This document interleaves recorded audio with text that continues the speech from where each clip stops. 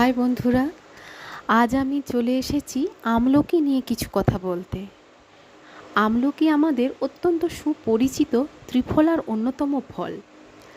আমলকি মাঝারি ধরনের বৃক্ষ, 20 থেকে 25 ফুট লম্বা এবং কাঠগুলো শক্ত ও লাল বর্ণের হয়।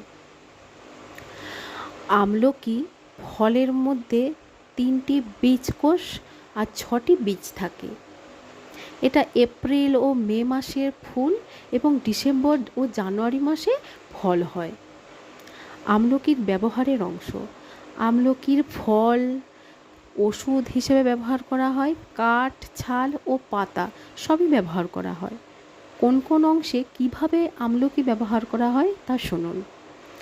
পাকা আমলকির বীজ গুঁড়ো এবং অল্প মিছরি সহ বারবার চেটে খেলে শ্বেতপদর রোগ বিশেষ উপকার পাওয়া যায়। 2 নাম্বার, আমলকির কাঁচা ফল প্রতিদিন একটি করে খেলে মেহরোগে বিশেষ উপকার পাওয়া যায়। 3 নম্বর, লজ্জাস্থানে ব্যথা, আমলকির রস 30 গ্রাম, হিংচে বা গাঁদা পাতার রস 20 গ্রাম, মিছরি 2 তোলা একত্রে মিশিয়ে খেলে বিশেষ উপকার পাওয়া যায়। 4 নাম্বার, চোখ উঠলে কাঁচা আমলকি পিষে রস ছেঁকে মাঝে মাঝে 2 ফোঁটা করে চোখে দিলে জ্বালা যন্ত্রণা কমে যায়।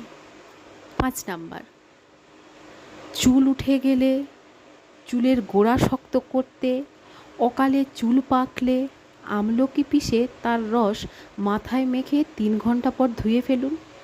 এইভাবে 1 মাস মাথায় লাগালে চুল পড়া বন্ধ হয়, চুলের গোড়া শক্ত হয় এবং অকালে চুল পাকে না। 6 নাম্বার,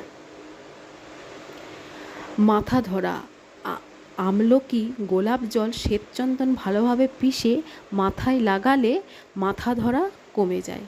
এই হলো আজকের টিপস। নমস্কার।